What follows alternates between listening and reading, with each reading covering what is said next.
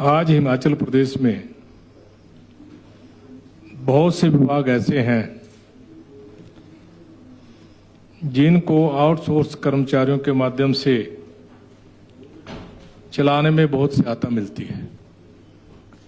हिमाचल प्रदेश में लगभग 35,000 आउटसोर्स कर्मचारी हैं। विभिन्न एजेंसियों के माध्यम से उनको नियुक्तियां दी गई हैं और जो उनको वेतन दिया जाता है आउटसोर्स कर्मचारियों को, जो एजेंसियां उनको डिप्यूट करवाती है, जिनको ऑथराइजेशन दे रखी है, वो कमीशन लेने के बाद उनको वो मानदेय तनख्वाह देते हैं। इसलिए उन आउटसोर्स कर्मचारियों का बहुत शोषण होता है।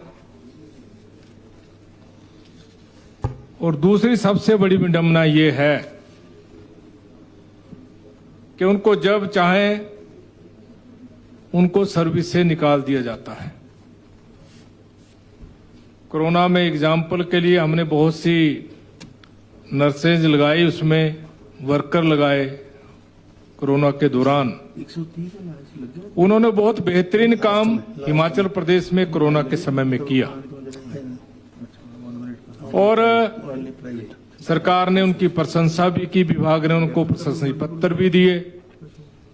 उस समय परिवार के लोग अपने पेशेंट के साथ रहना नहीं चाहते थे। कोरोना का इतना भय था पूरे हिमाचल प्रदेश में, पूरे देश में। उन्होंने बेहतरीन काम किया और वर्तमान सरकार ने आते ही उन सभी आउटसोर्स कर्मचारियों की सेवाएं समाप्त कर दी। वो घर बैठ गए। ऐसे बहुत से कर्मचारी हैं जिनको जो है विभाग ने जब विभाग ने कहा कि हमें इनकी डिमांड नहीं है, उन्होंने कट लगा दिया उसके ऊपर। इसलिए उनकी जो सर्विस है, उनकी जो नौकरी है वो अस्थायी है। इसलिए वर्तमान सरकार के समय में बहुत से आउटसोर्स कर्मचारियों को हटा दिया गया। बिजली बोर्ड में 81 ड्राइवरों को हटा दिया गया, उनकी सेवाएं समाप्त कर दी गई। मेडिकल विभाग में, बिजली विभाग में, सभी विभागों में छटनी हुई है। और इसकी जो चयन प्रक्रिया है, वो चयन प्रक्रिया उस एजेंसी के ऊपर डिपेंड करती है कि क्या चयन प्रक्रिया है, या फिर राजनीतिक आधार पे उनकी नियुक्ति होती है। उसमें जो है आरक्षण, जो रोस्टर है, वो लागू नहीं किया जाता।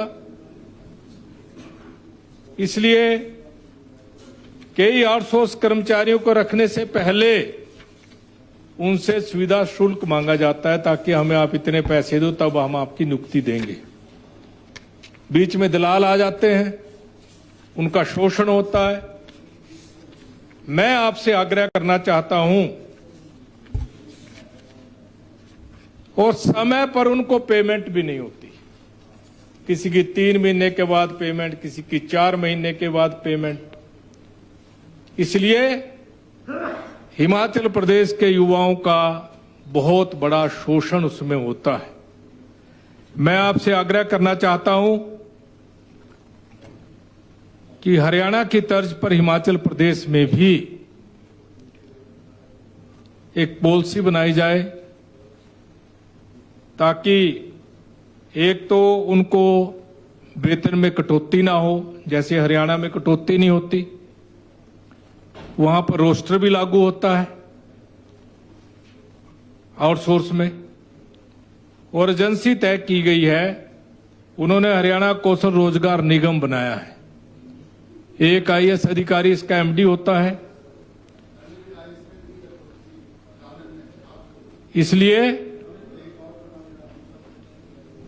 इसलिए मैं कहना चाहता हूं, जो पॉलिसी है बहुत बड़ी, आदरणीय मंत्री जी, बहुत बड़ा उसमें त्रुटियां हैं,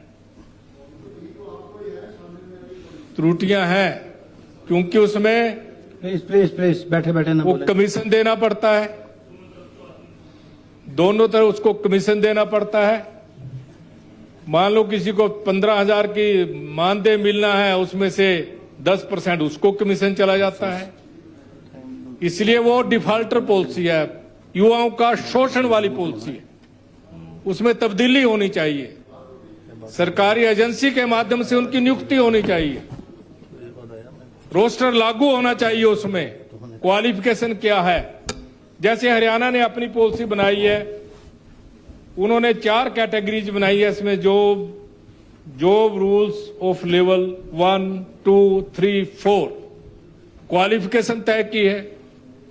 उस क्वालिफिकेशन के बाद जो अपॉइंटमेंट किस तरह से होगी उसके उन्होंने नंबर तय किए हैं, किस कैंडिडेट को किस हिसाब से नंबरिंग दी जाएगी।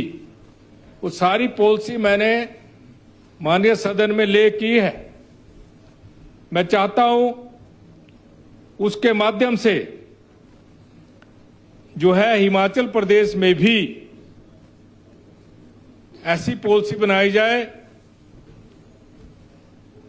ताकि सभी सरकारी संस्थाओं को पारदर्शी, मजबूत और न्यायसंगत तरीके से लोगों को रोजगार मिल सके।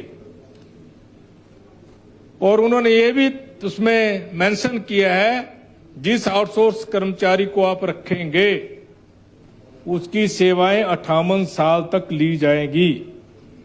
समय समय पर जब सरकारी नियुक्ति होगी उसमें परसेंटेज के हिसाब से उनको नंबर भी उसमें दिए जाएंगे ताकि उनको स्थायी रूप से अपना जीवन निर्वाह करने के लिए जो है न्याय मिल सके। क्योंकि जो अभी तक जो पॉलिसी बनी है उसके कोई नियम नहीं है, उसकी कोई योजना नहीं है। उससे किसानों, उससे जो है ये जो आउटसोर्स कर्मचारी हैं हमेशा इनके सिर पे तलवार लटकी रहती है, किस दिन हमें निकाल दिया जाएगा सर्विस में से।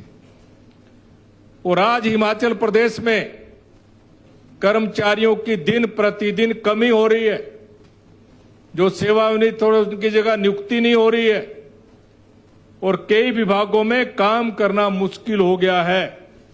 आज बिजली विभाग में 20-20 ट्रांसफार्मर के ऊपर एक लाइनमैन है, जूनियर टीममेट एक है। ओवरबर्डन हो गया है काम का, हर विभाग की स्थिति ऐसी है। इसलिए मैं आपसे आग्रह करना चाहता हूं, ज्यादा लंबी चौड़ी बात नहीं कहना चाहता, इन नौजवानों के साथ, इन आउटसोर्स कर्मचारियों के साथ न्याय हो, इनके लिए पॉलिसी बने हरियाणा की तर्ज पर, यह मैं आपसे आग्रह करना चाहता हूं। और मुझे आशा है ये जो मैंने संकल्प यहां प्रस्तुत किया, प्रदेश सरकार इसको अडॉप्ट करे। पुरानी जो पॉलिसी हमारे बनाई है वो बहुत डिफॉल्टर है, मैं कहूंगा शोषण करने वाली पॉलिसी है। उसको खत्म करके नई पॉलिसी बनाकर हिमाचल प्रदेश के जो आउटसोर्स के कर्मचारियों को न्याय दिलाया जाए। आउटसोर्स कर्मचारियों को हरियाणा की तर्ज पर नीति बनाने पर यह सदन विचार करे। आदरणीय श्री सुखराम चौधरी जी जिन्हें संकल्प प्रस्तुत किया। सभापति महोदय, हिमाचल प्रदेश की सरकार कर्मचारियों की तेजी सरकार है।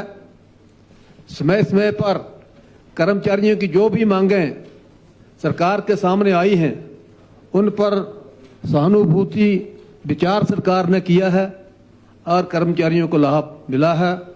हाल ही में प्रदेश सरकार के कर्मचारियों को पुरानी पेंशन बहाल करके एक बहुत बड़ा तोहफा उन्हें दिया गया। इसमें 1,36,000 जो कर्मचारियां लाभान्वित हुए।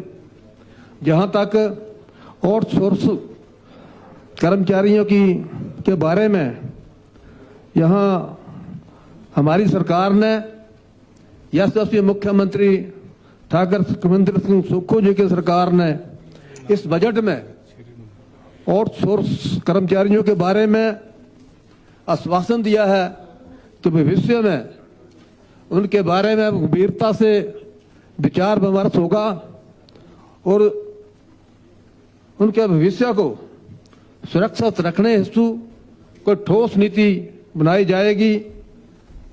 ये जो हमारी बजट बुक है इसमें साफ है, लेकिन आदरणीय सुखराम चौधरी जी ने यहाँ संकल्प पेश किया। 5 साल भारतीय जनता पार्टी की सरकार रही। सरकार में चौधरी साहब मंत्री रहे।